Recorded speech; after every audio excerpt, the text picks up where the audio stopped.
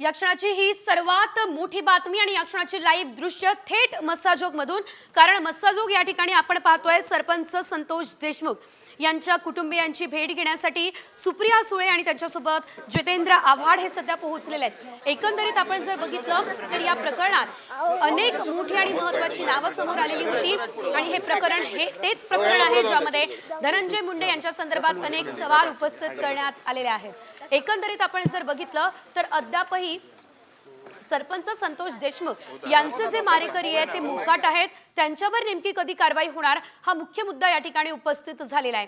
आणि असं असताना आता सुप्रिया सुळे स्वतः भेट घेण्यासाठी पोहोचलेल्या आहेत। सरपंच संतोष देशमुख यांची मुलगी आपण पाहू शकतोय या दृश्यांमध्ये, वैभवी देशमुख ही सुद्धा या ठिकाणी उपस्थित आहे आणि त्याच्यासोबत सध्या सुप्रिया सुळे संवाद साधत असल्याचं आपल्याला पाहायला मिळत आहे। खासदार सुप्रिया सुळे आणि आमदार जितेंद्र आव्हाड हे मस्साजोगला पोहोचलेले आहेत। संतोष देशमुख यांच्या कुटुंबियांची सांत्वनपर भेट सध्या घेतली जाते। यानंतर परळीमध्ये महादेव मुंडे यांच्या कुटुंबियांची देखील ते भेट घेणार असल्याचं कळतंय, कारण महादेव मुंडे यांची देखील हत्या होऊन तब्बल 16 महिने उलटलेले आहेत, तरी देखील आरोपी अद्याप मोकाट आहे आणि संतोष देशमुखांच्या हत्या प्रकरणाला 2 महिने उलटले आहेत, तरी देखील या प्रकरणातला जो मुख्य आरोपी समजला जातोय कृष्णा आंधळे हा अद्यापही मोकाट आहे।